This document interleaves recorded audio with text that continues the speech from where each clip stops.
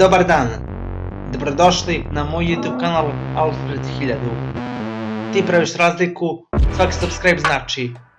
Danas radim reakciju na eksperiment sa hidrauličnom presom i telefonima.